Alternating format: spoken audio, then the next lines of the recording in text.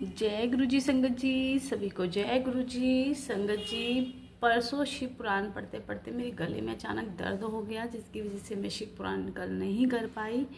संगत जी, उसके लिए माफ़ी। गुरु जी, बहुत बड़ी गलती हो गई है। अगर मान लो कि मेरी तबीयत सच में सही नहीं थी, फिर आंटी का एक फ़ोन आया, वो बोली आंटी आप मुझे सेवा दो।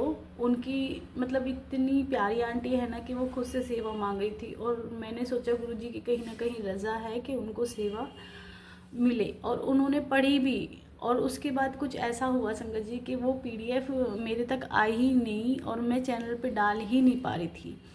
और संगत जी, क्योंकि मैं गुरु जी के मंदिर जा रही थी कल, क्योंकि मेरे को थोड़ा सा अच्छा नहीं लग रहा था, तो मैंने अपने बेटे से बोला, मैंने कि बेटा हम मंदिर चलते हैं, गुरु जी के पास जाके मत्था टेकेंगे। तो जिस वक्त आंटी बोल रही थी उस टाइम हम रास्ते में थे, और आंटी ने बहुत कोशिश की संगत जी, बहुत कोशिश की कि वो मुझे पीडीएफ भेज पाएँ, पर नहीं हो पाया। वो भी गुरु जी की रज़ा है कहीं ना कहीं। तो हमारे मालिक हमारे गुरु पर जैसे चाहते हैं वैसे रखें। तो अब 2 दिन, आज और कल 2 दिन मैं 2 बार भी शिव पुराण पढ़ूंगी, ताकि हम कल कंप्लीट कर लें। तो आज 10 बजे, कल भी 10 बजे, और शाम को 4-4 बजे वीडियो आएंगी। तो प्लीज़ अपनी शिव पुराण सभी पूरी करें। मेरी गलतियों के लिए मुझे माफ़ी दें। बाकी तो सब गुरुजी ही करने वाले हैं, क्योंकि हमारे हाथ में कुछ है नहीं, हम वैसे ही खुश होते रहते हैं।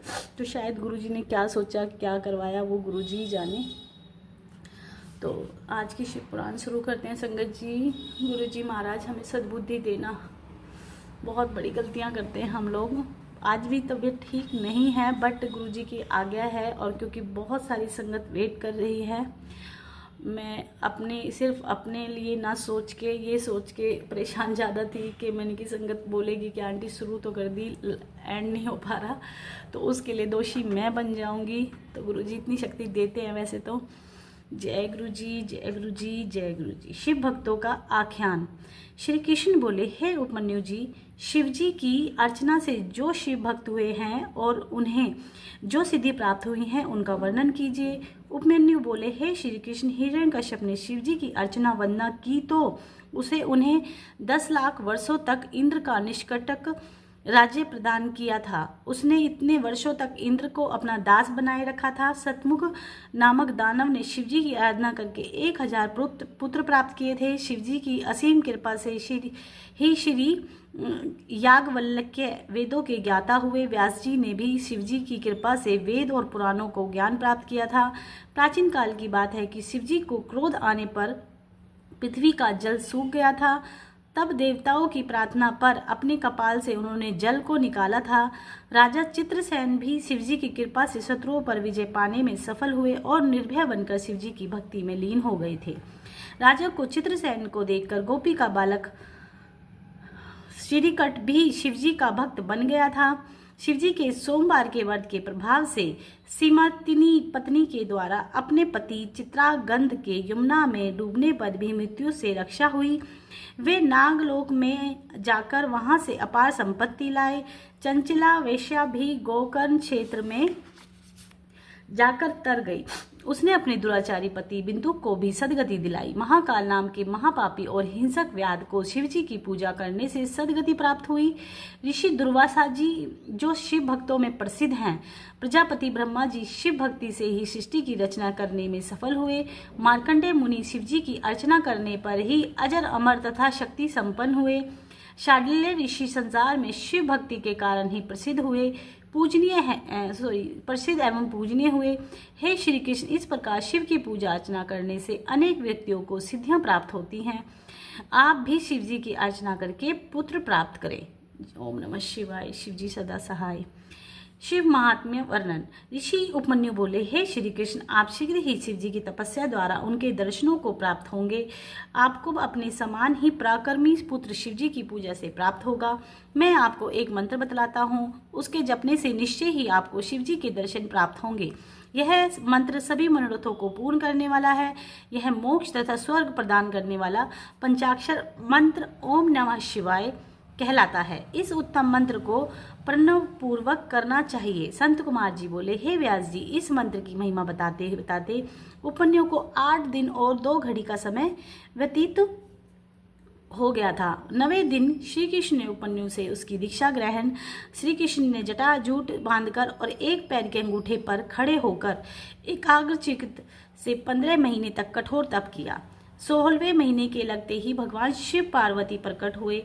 भगवान श्री कृष्ण ने उन दोनों को प्रणाम कर अनेक प्रकार के स्रोतों की स्तुति की। शिव जी के प्रसन्न होने पर श्री कृष्ण जी ने उन्हें 8 वरदान मांगे, जो इस प्रकार हैं। जय गुरु जी। संगत जी देखो, आप खुद से देखो कि इसमें लिखा है कि एक पैर के अंगूठे पर, ठीक है ना। कहते हैं ना, जब सतयुग था ना, तब रब को पाना बहुत कठिन था, लेकिन कहते हैं ना कलयुग में बहुत ही सरल तरीका है भगवान को पाने का। कहते हैं ना, गुरुजी बोलते थे चमगादड़ की तरह छत पे लटकने की जरूरत नहीं है तुम्हें रब को पाने के लिए। और हमें तो साक्षात गुरुजी ऐसे दर्शन कराते हैं जिससे हमें अपने गुरुजी अंग संग महसूस भी होते हैं कि हमारे गुरुजी हमारे साथ हैं, हमें दर्शन देते हैं। लेकिन दर्शनों के साथ हमें बहुत सारी चीज़ें चाहिए। हमें दर्शनों के मिलते हैं और दर्शन देते भी हैं गुरुजी, लेकिन हमारा ध्यान उन चीज़ों पे ज़्यादा होता है। लेकिन पहले तो 100 200 वर्ष ना सिर्फ दर्शन के लिए हम लोग, मतलब बड़े बड़े ऋषि मुनि सिर्फ दर्शनों के लिए और रब को पाने के लिए करते थे तपस्या। तो हमें देखो ना, थोड़ा सा ओम नमः शिवाय का जाप किया और हमारे गुरुजी प्रसन्न हुए और उन्होंने हमें हर चीज़ दिखा देते कि मैं हूँ। तो संगत जी, कलयुग में बहुत आसान तरीका है, तो अभी कर लो, शायद आगे ना मिले। जय गुरु जी।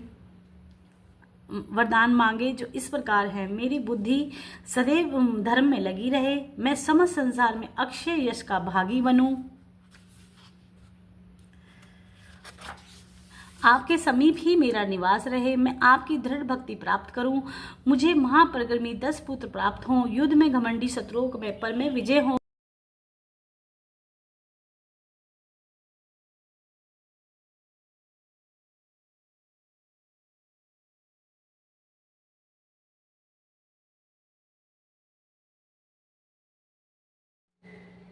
महान पांतकियों का वर्णन।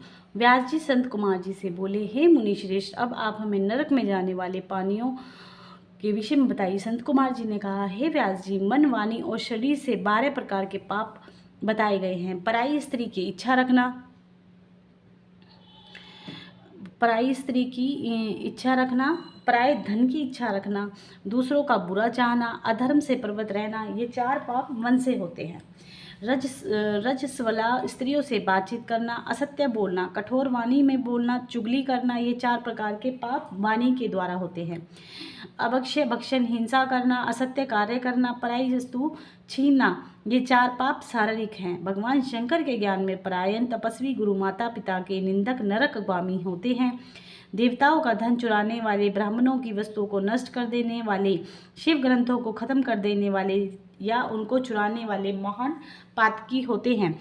भगवान शिव शंकर का पूजन देखकर जिन्हें आनंद प्राप्त नहीं होता, जो शिवलिंग को नमस्कार नहीं करते तथा उनकी स्तुति नहीं करते, वे घोर नरक में जाते हैं। जो व्यक्तियां शिवजी और गुरु के सामने निर्भीकता और स्वच्छता से व्यवहार करते हैं, वे भी घोर नरक में जाते हैं। गुरु जी की कृपा के बिना शास्त्रों को सुनने की इच्छा रखने वाले, दीन दुखी का परित्याग करने वाले, गुरु जी एवं उनके परिवार तथा गुरु मित्रों का अपमान करने वाले मनुष्य नरक को भोगते हैं। ब्रह्म हत्यारा, मंदरा पीने वाला, गुरु सैया पर सोने वाला, गुरु पत्नी के साथ संभोग करने वाला महापापी होता है। ब्राह्मण को गो प्रदान करने या मंदिर आदि का संपत्ति देकर निर्धन हो जाने पर पुण्य वापस मांगने वाला व्यक्ति, अदिति से धन संग्रह करने वाला, ब्राह्मण हत्या के समान है। जो व्यक्ति वेदों का अध्ययन करने के बाद भी शिवजी को त्याग दे, उपवास नियम पूजन करके 5 महायज्ञों को त्याग कर दे, तो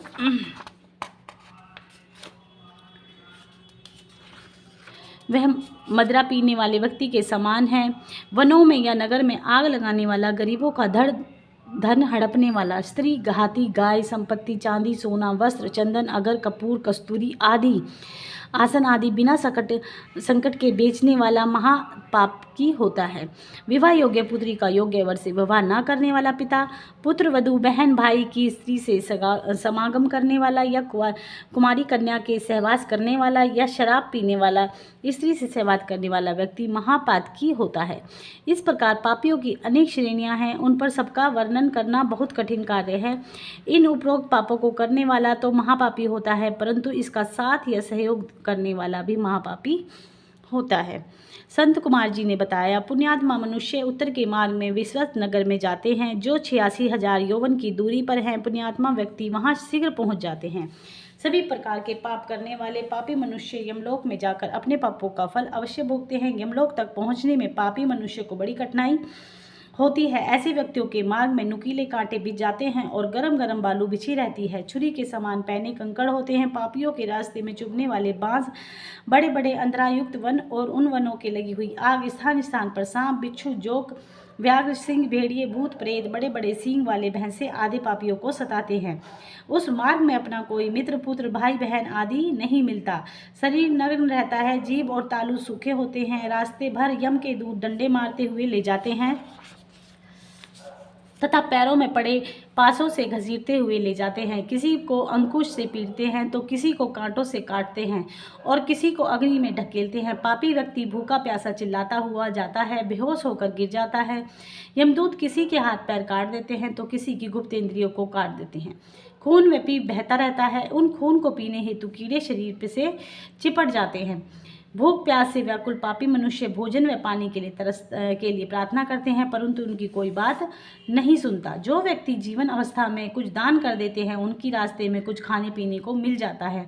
बड़ी कठिनाई से मार्ग तय करके यमराज के सामने उपस्थित करते हैं। जो व्यक्ति अच्छे कर्म करने वाले होते हैं, उनका तो यमराज भी आदर करते हैं और पापी व्यक्ति को यमराज भयंकर रूप से में दिखाई देते हैं। पुण्यात्मा व्यक्ति को विमान में बिठाकर स्वर्गलोक से ले जाया जाता है और पापियों को रास्ते भर प्रताड़ना मिलती रहती है। जय गुरु जी, ओम नमः शिवाय। संगत जी, सिर्फ इतना सुन के हम लोगों की हालत ख़राब हो जाती है। समझो अगर भुगतने पड़ेंगी ये चीज़ें तो हम लोगों का क्या होगा। कहते ना, हम पूरी ज़िंदगी पाप करके गलत तरीके से धन कमाते हैं और वो धन हम छोड़ के चले जाते हैं, और उस धन को जो कमाने से हमें पाप लगता है, उसका जाके हम जो भी है उसका ऋण जाके हम ऊपर चुकाते हैं, तो वो धन हमारे काम वैसे भी नहीं आता क्योंकि हम उसको छोड़ के जाते हैं। लेकिन जो हम अपने पाप करके जो बोझा बना के लेके जाते हैं ना, वो हमें ही भुगतना पड़ता है। तो हमेशा भगवान से प्रार्थना करो कि लक्ष्मी अगर घर में आती है तो अच्छे रूप में आए। बुरे रूप में आएगी तो संगत जी वो बुरा ही फल देगी। जय गुरु जी, शुक्राना गुरु जी। महामल्यगिरी, महेंद्र संघा, विनज्ञ आदि 7 पर्वत हैं। इनमें से वेद, स्मृति, पुराण आदि संग्रह प्रकट हुए हैं। विंध्याचल पर्वत से सुगंधी नर्मदा आदि 7 नदियां निकलकर पापों को धोती हैं। ऋक्ष पर्वत से गोदावरी, भागीरथी, ताप्ती आदि नदियां निकलकर बहती हैं। सहा पर्वत से कृष्णावेणी तथा मलयागिरी, माला, ताम्रपर्णी आदि तथा महेंद्र पर्वत से निम्रता, त्रिमता, ऋषिकुल्या आदि, कुमारी आदि नदियां बहती हैं। इनके तटों पर बहुत से गांव हैं। यहाँ से निवासी इन्हीं नदियों तथा तालाबों का जल ग्रहण करते हैं। प्लक्ष द्वीप क्षीर सागर से घिरा हुआ है। यह 1 लाख योजन में फैला हुआ है। इस द्वीप में गोमंत, चंद्र, नारद, दुर्दा, सोने, सुमन, विभाज आदि पर्वत हैं। इनमें अनुतप्ता, सुकृपा, अमृता, कृपा, दिदिवा, पापधनी, सिखी नामक 7 नदियां बहती हैं। यहाँ के पर्वतों की नदियों के मध्य देवता, गंधर्व और त्रिजाति वर्ण के व्यक्ति रहते हैं। यहाँ सदैव त्रेता युग की तरह का वातावरण रहता है। यहाँ ब्रह्मादिक देवता सदा शिव का वेद मंत्रों से पूजन करते हैं। इसके मध्य में पीपल का महान वृक्ष है। शालमली द्वीप, यह द्वीप प्लक्ष द्वीप से 2 गुना बड़ा है। इस द्वीप के चारों ओर मदिरा का समुद्र है। इसके बीच में एक विशाल सेमर का वृक्ष है। इसी के नाम पर इस द्वीप का नाम शालमली द्वीप पड़ा। यहाँ पर श्वेत, हरित, भूत, रोहित, वेकल, मानस, सुपर्म, शुभ्रभ से 7 वर्ष हैं। कुश द्वीप, यह द्वीप घृत सागर से घिरा हुआ है तथा शालमली द्वीप से आकर आकार में दूना बड़ा है। यहाँ कुश अधिक है। यहाँ कुशेशप, हर्तधुमान, पार्वती तथा शिवा पवित्रा, समिति, विद्या, दंभा, मही, महानदी आदि नदियां हैं। इन नदियों का बालू शरण में यहाँ देव, यक्ष, गंधर्व आदि निवास करते हैं। क्रोच द्वीप यह कुश द्वीप से 2 गुना बड़ा है और दंधी के समुद्र से घिरा है। यहाँ क्रोच, वामन, अशकारक, दिवाकृति, पुंडरीक, ददुम्भी नाम के पर्वत हैं। गौरी, कुगदंती, संध्या, रात्रि आदि 7 नदियां हैं। ये स्वच्छ जल में से युक्त हैं तथा पंडरिका से सुशोभित हैं। शाक द्वीप यह कोच द्वीप से 2 गुना है। यहाँ शाक का बहुत भारी द्वीप है। यहाँ उद्यांचल, अस्तांचल, दलधार, अधिकेश, केशरा आदि महान पर्वत हैं। यहाँ पर सुकुमारी, कुमारी, मलिनी आदि नदियां हैं। चित्रगुप्त कहते हैं, हे पापी व्यक्तियों, तुमने तो हमेशा पाप किया है, उसी किए हुए पाप का फल भुगतो। हे घमंडी राजाओं, तुमने थोड़े समय के राज्य में कितने ही अत्याचार किए हैं, प्रजा को महान दुख पहुँचाए हैं। अब उन पापों के फलों का भोगो। यमराज अपने दूतों को आदेश देते हैं, हे चंड और महाचंड, इन पापी व्यक्तियों को अग्नि में डाल दो, जिससे इनके पापों का मैल जल जाए। यमराज की बातों को सुनकर यमदूत पापी व्यक्तियों को अग्नि में डाल देते हैं और वज्र से उनके ऊपर प्रहार करते हैं। इससे उनके शरीर से रुधिर टपकता है और वे बेहोश हो जाते हैं। हवा के चलने से उनके जर्जर शरीर से प्राण लौट आते हैं तो वे उन्हें फिर नरकों में गिरा देते हैं। इस पृथ्वी के 7 पदों के नीचे एक नरक होते हैं और वहाँ अंधेरा ही अंधेरा होता है। यह 28 नरक कोटि कहलाते हैं। उनके नाम इस प्रकार हैं: घोरा कोटि, सुचोरा कोटि, अति घोरा, महाघोरा, घोर रूपा, तलातल, चंड कोलाहला, भयानकर, काल, रात्रि, भयोत्रा, चंडा, महाचंडा, सीमा कोटि, पद्मा कोटि, भीष्ण नायिका, कराला, चंड नायिका, प्रचंड कोटि, विकराला, वज्रा, त्रिकोण, पंचकोश, सुदीर्घ, अखिलार्दित, सम, सीमा, सब लाभ, उग्र कोटि, नरक कोटि। इस प्रकार ये पापी मनुष्यों को दुख पहुँचाने के लिए होते हैं। इनमें 100 रौरव नरक होते हैं और 40 महारौरव नरक होते हैं। जय गुरु जी। ओम नमः शिवाय। अन्नदान की महिमा। अच्छे कर्म करने वाले को भगवान बिना मार्ग तय किए ही यमपुरी पहुँचाते हैं। ब्राह्मणों को जूते, खड़ाऊ आदि पहनाने वाले पुरुष घोड़ों पर सवार होकर यमपुरी पहुँचते हैं। छाता, सैया, आसन आदि का दान देने वाले व्यक्ति छायादार वृक्षों की छाया में आराम करते हैं। यमपुरी को जाते हैं। देव मंदिर, सन्यासी के मठ आदि बनवाने वाले, गरीबों के लिए घरों का निर्माण करने वाले मनुष्य विमानों में आरूढ़ होकर यमलोक जाते हैं। ब्राह्मणों के चरणों को दबाने वाले व्यक्ति घोड़े पर सवार होकर यमलोक जाते हैं। सोना और चांदी का दान करने वाले व्यक्ति स्वर्ग के अधिकारी होते हैं। अन्न का दान सब दानों में उत्तम बताया गया है। यही दान प्राणियों को जन्मदाता बताया गया है। यह दान प्रसन्नता, रुधिर, मांस, चर्बी, बल और वीर्यवर्धक है। अन्न के बिना सुख, वैभव और विकास कुछ भी संभव नहीं है। इसलिए अन्न का दान सब दानों में उत्तम है। अन्नदान करने के बाद भोजन करने से शरीर पुष्ट होता है। उसी शरीर से धर्म होता है। धर्म का आधा भाग अन्नदाता को प्राप्त होता है। शरीर ही धर्म, अर्थ, धर्म और कर्म का साधक है। इसलिए शरीर को पुष्ट रखने के लिए अन्नदान करना चाहिए। थोड़ा अन्न बचाकर भिखारियों को उसे दान में देना चाहिए। घर पर आए अतिथि को भी भोजन कराकर ही विदा करना चाहिए। ऐसा करने से परलोक में सब मोरे भोले बाबा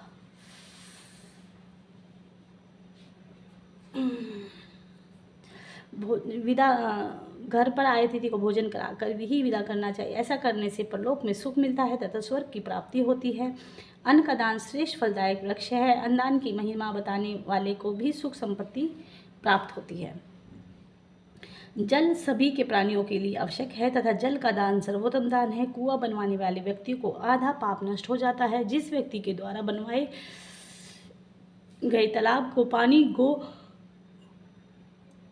ब्राह्मण तथा महात्मा लोग पीते हैं, उस व्यक्ति के समस्त वंश को उद्धार हो जाता है। तालाब में वर्षों का जल एकत्र हो जाने तो बनवाने वाले को अग्निहोत्र का फल मिलता है। जाड़ों से जले भरे रहने पर तालाब के निर्माता को 1000 गौओं के दान के बराबर फल मिलता है। हेमंत और शिशिर में जल भरे रहने पर अश्वमेघ यज्ञ का फल मिलता है। गर्मियों में जल भरे रहने पर बनवाने वाले को कभी भी दुख नहीं होता है। अतः तालाब बनवाना महान पुण्यदायक है।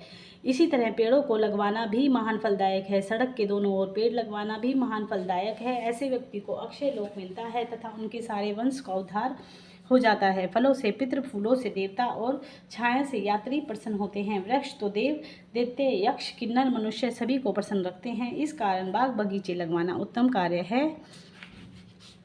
सच बोलना सबसे उत्तम तप है। पर ब्रह्मा यज्ञ, तप, धैर्य, शास्त्र, देवता, ऋषि, पितृ आदि का पूजन, जल, विद्या, दान, ब्रह्मचार्य, परमपद सभी सत्य रूप हैं। यह पृथ्वी सत्य पर ही ठहरी हुई है। सत्य बोलने पर परम तेजस्वी होता है। झूठ बोलने वाले के सभी कर्म व्यर्थ हैं, इसलिए हमेशा सत्य बोलना चाहिए। तप मुक्ति प्राप्त करने का सबसे उत्तम साधन है। तपस्वी व्यक्ति देवताओं के साथ महान सुख पाते हैं। तपस्या से स्वर्ग, यक्ष, मोक्ष तथा समस्त कामनाएं प्राप्त होती हैं। तपस्या के बिना स्वर्ग तो क्या ब्रह्मलोक तथा शिवलोक कुछ भी प्राप्त नहीं होता है। इससे ब्राह्मण हत्या आदि महान पाप भी नष्ट हो जाते हैं। तप सारे विश्व को सुख प्रदान करता है। सुख प्राप्ति के लिए तप परम प्रसाधन है। तब से ही ब्रह्मा जी सृष्टि की रचना करते हैं। भगवान विष्णु भी तप के बल पर ही सृष्टि का पालन करते हैं। तप ही कामना एवं कल्याण का मार्ग है। जो ब्राह्मण वेद शास्त्र का अध्ययन करके दूसरों को ज्ञान कराता है, वह महान फल का भागी बनता है। जो व्यक्ति पुराणों को पढ़कर दूसरों को नरकों की कथा सुनाकर सावधान करते हैं, वो लोग पुराणों के ज्ञाता होते हैं। नरकों में गिरने से बचाने वाले पुत्र कहलाते हैं। धर्म का उपदेश देने वाला तथा पुराण वेता गुरु विष्णु महेश और ब्रह्मा का ही रूप होता है। वह अपने ज्ञान द्वारा मनुष्य को उद्धार करता है। शेष पुराण वेता व्यक्ति का धन, अन्न, भूमि, स्वर्ग, गो, रथ, वाहन, घोड़ा, हाथी, वस्त्र और आभूषण प्रदान करने में मनवांछित सुख प्राप्त होता है और अश्वमेध यज्ञ का फल प्राप्त होता है। अनाज उत्पन्न करने वाला उत्तम खेत दान करने से 10 पहली और 10 पिछली पीढ़ियां तर जाती हैं। जो व्यक्ति शिवालय और विष्णु मंदिर में पुरानी कथाएं करवाते हैं, वे राजसू यज्ञ को, अश्वमेध यज्ञ आदि पुण्य प्राप्त कर सूर्यलोक में पहुंच जाते हैं। देवताओं के सामने पुरानी कथा कहने से 1000 गुना पुण्य मिलता है। मोक्ष की प्राप्ति करने की इच्छा रखने वाले को शिव पुराण की कथा श्रद्धापूर्वक सुननी चाहिए। यदि लगातार कथा को सुनना संभव नहीं हो तो प्रतिदिन 2 घड़ी बैठकर ही कथा सुननी चाहिए। यदि यह भी संभव ना हो तो महीने में 1 बार तो कथा अवश्य सुननी चाहिए। ज्ञान प्राप्ति के लिए लगातार योग शास्त्रों का अध्ययन करना चाहिए। पुराणों को ध्यान का अध्ययन करने या उन्हें सुनने से पापों का नाश होता है तथा धर्म की वृद्धि होती है। अतः किसी न किसी पुराण को श्रद्धापूर्वक सुनना या पढ़ना चाहिए। सुवर्ण भूमि को गो आदि का दान लेने व देने वाले दोनों ही कल्याणकारी हैं। गोदान, भूमि दान, विद्या दान तथा तुला दान महान कल्याण कारक है। याचकों को श्रद्धा के साथ गाय, अन्न, भोजन, वस्त्र, छाता, जूते आदि का दान अवश्य देना चाहिए। ब्राह्मण को और दीन व्यक्तियों को उदारता से दान देने से परम कल्याण होता है। इस प्रकार है के महादान हैं जो इस प्रकार हैं: स्वर्ण, तिल, हाथी, कन्या, दासी, घर, रथ, मणि, कपिला, अन्न, इनको दान करने से मनुष्य भवसागर से पार हो जाता है। राजा रघु ने स्वर्णमयी पृथ्वी का दान करके महान यश कमाया था। कपिल गो और वस्त्राभूषणों से युक्त करके सींगों का स्वर्ण से मढ़कर तथा खुरों को चांदी में मढ़वाकर दान करने से लोक परलोक का सुधार कर मुक्ति को प्राप्त कर लेता है। इसकी गिनती सर्वोत्तम दानों में की जाती है। घर की सबसे प्रिय चीज का दान कर सबसे उत्तम है। तराजू से अपने भार के बराबर स्वर्ण, अन्न, धन को तोलकर द्विज का दान देने से जाने अनजाने में किए गए सभी पाप नष्ट हो जाते हैं। इस दान का नाम तुला दान है। तुला दान करने से व्यक्ति को इंद्र की पदवी मिलती है और स्वर्ग में दिव्य भोगों को भोगता है। जय गुरु जी।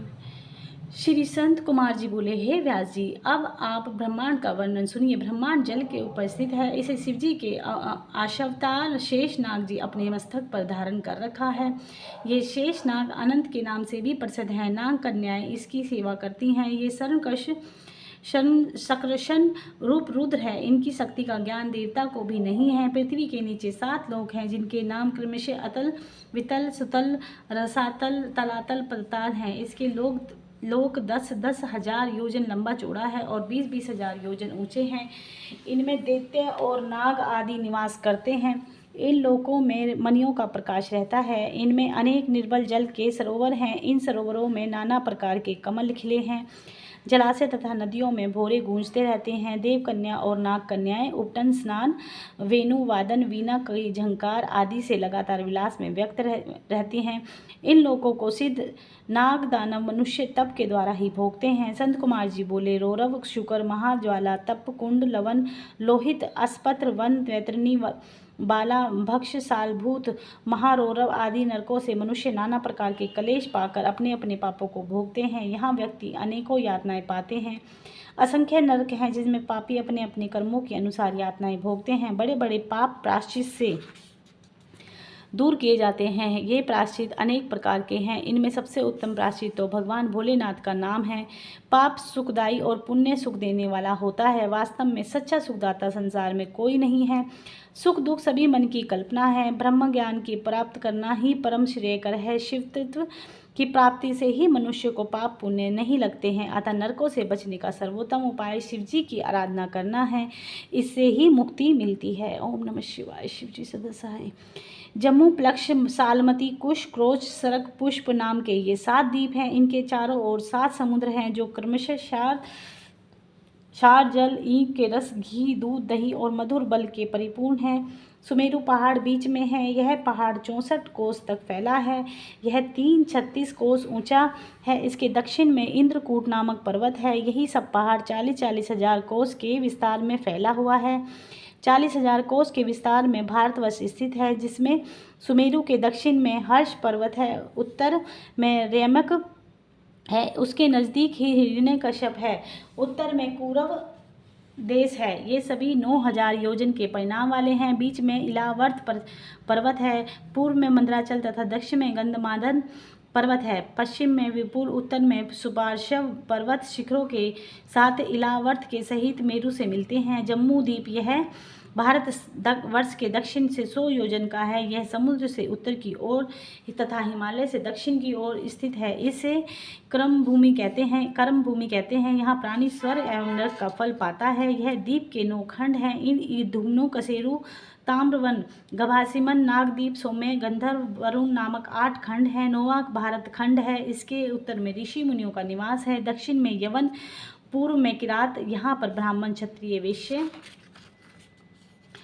तथा शूद्र जाति के मनुष्य रहते हैं। ये सभी तरह से युद्ध, व्यापार, सेवा आदि में सक्षम होते हैं। पुष्कर द्वीप यह द्वीप मधुर जल वाले सागर से घिरा है तथा पूर्व के द्वीप में दुगना बड़ा है। यह एक पर्वत है जिसका नाम मानस पर्वत है। यहाँ जरा, रोग, शोक आदि बंधन नहीं है। यहाँ के निवासियों की आयु 10,000 वर्ष तक होती है। यहाँ ते सत्यवादी होते हैं। यहाँ प्रजापति ब्रह्मा जी निवास करते हैं। देवता देवते आदि सभी ब्रह्मा जी की पूजा करते हैं। यहाँ के निवासियों को समय के अनुसार अपने आप ही भोजन मिल जाता है। यहाँ पर पृथ्वी स्वर्णमयी है। इससे आगे मनुष्य के लिए और कोई लोक नहीं है। ओम नमः शिवाय। राशि, ग्रह मंडल एवं लोकों का वर्णन। जिस स्थान पर सूर्य चंद्रमा का प्रकाश पड़ता है उसे भूलोक कहते हैं। भूमि से 1 लाख योजन की ऊंचाई पर सूर्य मंडल है। इससे 1 लाख योजन ऊंचा चंद्रमंडल है। चंद्रमा से 10,000 योजन ऊंचे नक्षत्र एवं ग्रह मंडल हैं। इन मंडलों से 1 लाख योजन की ऊंचाई पर सप्तऋषि मंडल है तथा इसे 1 लाख योजन ऊंचा ध्रुव मंडल है। ध्रुव मंडल के नीचे भूमंडल स्वयं 3 लोक हैं। मध्य में कल्प निवासी ऋषि है। ध्रुव से ऊपर महालोक है। इसमें महात्मा, सनक, संदन आदि ब्रह्मपुत्र निवास करते हैं। इसने 2 लाख योजन ऊपर शुक्र लोक है। नीचे 1 लाख योजन हर बुध और बुध से नीचे 2 लाख योजन मंगल, मंगल से 2 लाख योजन बृहस्पति और उससे 2 लाख योजन पर शनि मंडल स्थित है। यह ग्रह अपनी अपनी राशि पर घूमते हैं। ग्रहों से 11 लाख योजन दूरी पर सप्तऋषि मंडल है। यहाँ से 13 लाख योजन पर ध्रुव मंडल है। जनलोक के 26 लाख योजन दूर तपलोक है। इससे 6 गुना दूर सत्यलोक है। यह ब्रह्मांड 5 महाभूतों का बना है। जिसे प्रकार तिलों में तेल रहता है उसी प्रकार परमात्मा सब में व्याप्त है। जब शिव और शक्ति का मेल होता है तब ब्रह्मांड का उदय होता है। जब शक्ति शिव जी में लय होती हैं तब प्रलय होती है। सबसे आगे अक्षय शिवलोक है। यहाँ पर शिव स्वयं निवास करते हैं। ओम नमः शिवाय। ओम नमः शिवाय। संगत जी भी तो बहुत सारी बच रही है। जय गुरु जी। भगवान शिव शंकर की कृपा से तप करना ही श्रेष्ठ उपाय है। बिना तप के शिवलोक की प्राप्ति मुश्किल है। शिव भक्त शिव जी की तपस्या करके उनके लोक को प्राप्त करते हैं। तपस्या ही परम पवित्र साधन है। सभी ऋषि मुनि देवता तपस्या करते हैं। ब्रह्मा विष्णु शिव जी की तप करते रहते हैं। सात्विक, राजस, तामस ये तीनों प्रकार के तप हैं। राक्षस और पापात्मा व्यक्ति तामस तप करते हैं। जिस तप को निष्काम होकर किया जाए वही लोक परलोक को फल देता है। किसी कामना से तप करना राजस तप है। सिद्धि के लिए तप करना तामस तप है। अतः शुभ कर्म करने, शुभ पर्वों के दिन जाप, हवन, तप करना और कुआं, धर्मशाला आदि का निर्माण करना उत्तम रहता है। इससे इन्हें करके प्राणायाम पूर्वक शिव भक्ति करना ही सबसे उत्तम तप है। स्त्रियां श्रिया, मदादि पदार्थ, वस्त्राभूषण, धूप, तांबुल आदि राज्यों के वैभव हैं। स्वर्ण, सुंदर भवन, रत्नों, नृत्य, गान आभूषण, शंख, वीणा, मृदंग, हाथी, छत्र, चवर आदि ये सब भोग की श्रेणी में आते हैं। इनसे मोहित होकर मनुष्य चराचर योनियों में कष्ट उठाता है। मनुष्य योनि में ब्राह्मण जन्म परम दुर्लभ है। जो व्यक्ति ब्राह्मण होकर अपना उद्धार करने में असमर्थ हैं, उनके समान मूर्ख इस संसार में और कोई नहीं होगा। भारतवर्ष की भूमि कर्म और फल भूमि कही गई है। यहाँ उत्पन्न होकर मनुष्य शुभ कर्म कर सकता है, तभी उसे स्वर्ग आदि के भोग प्राप्त होते हैं। वृद्धावस्था आने तक शरीर में कुछ हो जाता है, अतः सबसे पहले हमें सावधान रहना है कि आवश्यकता है वृद्धावस्था में तप करना उत्तम है। निरंतर पुण्य कर्मदान आदि के द्वारा मनुष्य को अपना लक्ष्य तय करना चाहिए, नहीं तो यमराज के यहाँ रोते चिल्लाते तरह तरह के कष्ट भोगने पड़ेंगे। जो व्यक्ति सब प्रकार से शिवजी की शरण में चले जाते हैं, वे जल में कमल की तरह शिवजी का नाम ही संसार के भय से मुक्ति दिलाने वाला है, परम कल्याणकारी है। व्यास जी ने संत कुमार जी से बोले, अब आप देह की जो गर्भ स्थिति होती है तथा जीव को वैराग्य कैसे होता है, यह बताने की कृपा करें। संत कुमार जी ने बताया, शरीर में भोजन का रस रूप तथा तो सारे शरीर से नाड़ियों के द्वारा प्रविष्ट हो जाता है। इसमें से मैल नेत्र, कान, आँख, दंत, लिंग, गुदा, मूत्राशय, कफ, श्वेत आदि के द्वारा बाहर निकलता है। समस्त नाड़ियाँ हृदय से जुड़ी हुई हैं, इसके द्वारा ही समस्त शरीर में रस पहुँचता है। वही रस आत्मा में परिकव होकर त्वचा बनकर समस्त शरीर में लिप्त हो जाता है।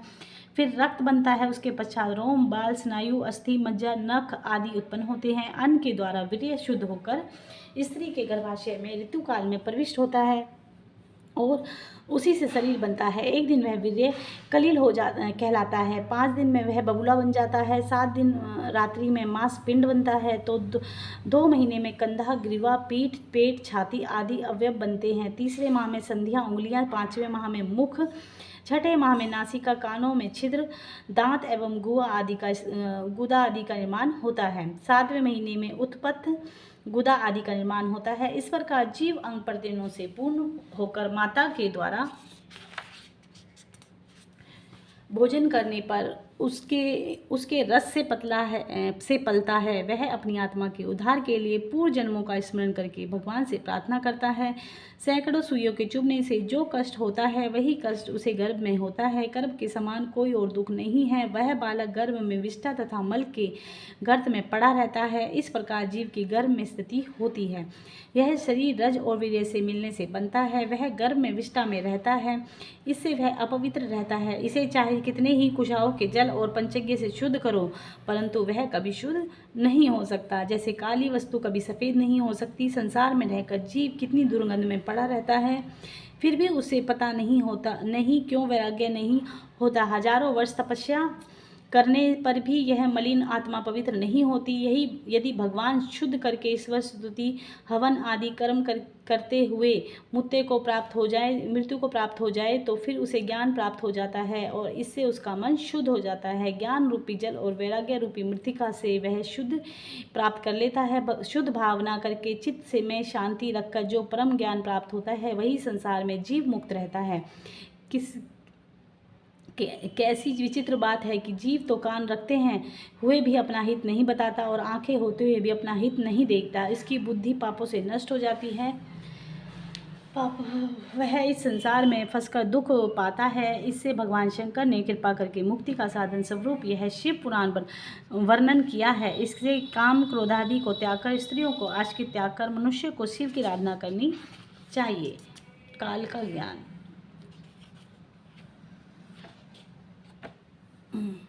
एक बार पार्वती ने भगवान शंकर से पूछा था कि काल के ज्ञान के बारे में बताइए। काल चक्र के विषय में भगवान शंकर ने बताया, हे देवी, मृत्यु काल को ज्ञान उस समय होता है जब व्यक्ति का शरीर पीला पड़ जाए और लालिमा शरीर के ऊपरी भाग में आ जाए। ऐसी अवस्था में 6 महीने के अंदर उसकी मृत्यु निश्चित है। जो व्यक्ति अन्य व्यक्तियों का कोलाहल न सुन सके, उसकी भी मृत्यु 6 महीने के भीतर निश्चित हो जाती है। जो व्यक्ति सूर्य चंद्रमा आदि को न देख सके, उसे अन्य वस्तु काली दिखाई देने लगे, तो ऐसे व्यक्ति की 6 महीने में अंदर मृत्यु निश्चित है। जिस व्यक्ति का दायां हाथ 7 दिन तक फड़कता रहे और उसकी मृत्यु 1 माह में निश्चित है। जिस व्यक्ति के शरीर कांपने लगे और तालू सूखने लगे, तो वह भी 1 माह तक जीवित रहेगा। जिस व्यक्ति की नाक बहने लगे और मुख एवं कंठ सूख जाएं, गुरुजी डराओ मत ना, मेरी ऐसी कुछ हो रहा है।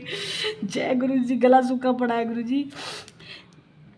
मुख एवं कंठ सूख जाए वह व्यक्ति 6 मास के अंदर मर जाता है। इसी तरह यदि किसी व्यक्ति की जीभ मोटी हो जाए और दांत गीले से रहें तो उसकी आयु भी 6 माह समझनी चाहिए। जिस व्यक्ति को अपना प्रतिबिंब दर्पण में हो और जल में ना दिखाई देना बंद हो जाए या विकृत रूप में दिखाई दे, उस व्यक्ति की भी आयु 6 मास समझनी चाहिए। जिस व्यक्ति की अपनी छाया में मस्तक न दिखाई दे या अपनी छाया बिल्कुल न दिखाई दे, उस व्यक्ति की आयु 6 माह से समझनी चाहिए। जिस व्यक्ति को सूर्य की किरणें दिखाई देनी बंद हो जाए, उसकी आयु 1 हफ्ता रह जाती है। जिस व्यक्ति की अरुंधति, तारा, महायान, चंद्रमा, तरागन दिखाई देने बंद हो जाए, उसकी आयु 1 माह शेष समझनी चाहिए। जिस व्यक्ति को रात्रि में इंद्रधनुष और दिन में उल्कापात दिखाई देने लगे, अपने पास गिद्ध और कौवे उड़ते दिखाई देने लगे, तो 6 महीने अधिक जीवित रह सकता है। जिस व्यक्ति की सप्तऋषि मंडल और स्वर्ग का मार्ग दिखाई देना बंद हो जाए, वह 6 माह तक जीवित रहता है। जिस व्यक्ति को नीले रंग की मक्खियां घेरने लगे, उसकी आयु 1 माह शेष समझनी चाहिए। किसी व्यक्ति को अपनी मृत्यु तिथि जाननी हो तो वह स्नान करके दूध और सुगंधित फूलों को दोनों हाथों में लेकर मसलना चाहिए। उसके समय उसके मन में शुभ विचार होने चाहिए। इसके बाद प्रतिपदा से तिथियों की गणना प्रारंभ करें। हाथों से समुटकार कर ले। पूर्व दिशा में मुंह करके 108 बार नवाक्षर मंत्र का जाप करें। हाथ के पोरों को बार बार देखते रहें। जिस पोरवे में भ्रम के समान चिन्ह दिखाई दे, उसी पोरवे की गणना क्रमशः करें तथा उस तिथि को ही अपनी मृत्यु तिथि समझे। जय गुरु जी। ओम नमः शिवाय। पार्वती शिव जी से बोली, हे नाथ, आपने काल चक्र का तो वर्णन कर दिया, इस काल चक्र से बचने का भी उपाय बताइए। शिव जी ने बताया कि हे देवी, मैं तुम्हें प्राणियों के हित के लिए काल चक्र से बचने का उपाय बताता हूँ। जब पंचभूतों पृथ्वी, जल, वायु, आकाश और तेज का संयोग होता है, तभी इस भौतिक शरीर की उत्पत्ति होती है। इस पंचभूतों में आकाश व्यापक रूप से है, इसमें सभी वस्तुएं लीन हो जाती हैं। पार्वती जी बोली, हे प्राणनाथ, उसे घोर कराल रूप का काल को तो आपने भस्म कर डाला। इसके बाद इसके द्वारा आपकी स्तुति करने पर प्रसन्न हुए, तब अपनी प्रकृति में स्थिर हुआ। अब वह काल किस तरह मारा जा सकता है, उसको जीतने का कोई उपाय बताइए। शिव जी बोले, हे प्राणेश्वरी, आपको यह तो ज्ञात है कि यह शरीर पंचभौतिक पदार्थों से निर्मित है। उन्हीं पंचभूतों में इसका विलय होता है। आकाश से वायु उत्पन्न होती है, वायु से तेज, तेज से जल और जल से यह पृथ्वी। जल के 4, तेज के 3, वायु के 2 और आकाश का ही 1 गुण है। गुण तो केवल शुभ, स्पर्श, रूप, रस, गंध से 5 ही हैं। इनमें से क्रमशः 1-1 गुण कम होता जाता है। योगी जन इन्हीं गुणों को जीतने का विचार करते हैं। अनश्वर मुक्ति का कारण तो यह शब्द रूप ब्रह्मा है। जब योगी को अभ्यास के द्वारा ज्ञान प्राप्त होता है, तब उस परम सुख की प्राप्ति होती है। इस तत्व को न जानने वाले व्यक्ति की ही काल के चंगुल में फंसते हैं। इस तत्व का ज्ञाता हो जाने पर मुक्ति हो जाती है। यह नाद अनाहत है, जिनका वर्णन नहीं किया जा सकता।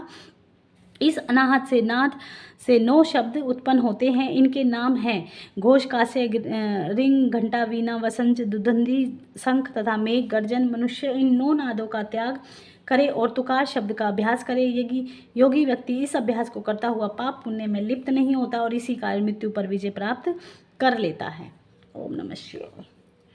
पार्वती जी ने शिव जी से पूछा, हे स्वामी, योगी वायु का पद कैसे प्राप्त करता है? कृपया आप मुझे इसे बताइए। शिव जी ने बताया, हे पार्वती, सुनो। देहरी में रखे दीपक की तरह हृदय में स्थित वायु अंदर और बाहर दोनों तरह प्रकाश करती है। ज्ञान, विज्ञान, उत्साह आदि सभी वायु द्वारा प्रवृत्त हो करते हैं। इसलिए जिसने वायु पर विजय प्राप्त कर ली, उसने समस्त संसार पर विजय प्राप्त कर ली। योगी जन वायु को पेट में भरने का अभ्यास करते हैं। इसी अभ्यास के परिपक्व हो जाने पर उन योगियों के हजारों नेत्र और हजारों हाथ पैर हो जाते हैं। प्राणायाम वह होता है जिसमें सिर और बाह्यतियों के साथ गायत्री मंत्र जपते हुए प्राणवायु को निरोध हो जाते हैं। हे कल्याणकारी, अब तुम तेज को सिद्ध करने की बात सुनो। योगी को ऐसे एकांत में शयन करना चाहिए जहाँ सूर्य, चंद्रमा और प्रकाश रहता है। वहाँ आसन पर बैठकर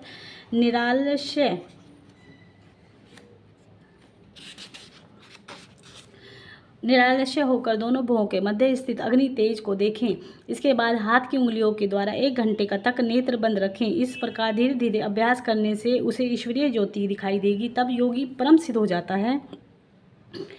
इस प्रकार योगियों को तुरीयावस्था प्राप्त हो जाने पर वे भव बंधन से मुक्त हो जाते हैं। योगी व्यक्ति शरीर को ऊंचा करके अंजलि बांध ले, इसके बाद बंचू जैसा मुख करके उसमें धीरे धीरे वायु को प्रवेश करे तो एक ही क्षण में जीवनदायक जल तालू से टपकते लगता है। उसे पान करके योगी दिव्य शरीर वाला बन जाता है और भूख प्यास से रहित वह मृत्यु पर विजय प्राप्त कर लेता है। ओम नमः शिवाय। भगवान शंकर पार्वती से बोले, हे देवी, जो व्यक्ति सूर्य तथा या चंद्रमा की ओर पीठ करके अपनी छाया देखता है, जब दूसरी वीडियो में डालूंगी, अभी इतना ही। मैं 4 बजे से पहले दोबारा पढ़ के फिर वीडियो बनाऊंगी। जय गुरु जी। ओम नमः शिवाय, ओम नमः शिवाय, ओम नमः शिवाय।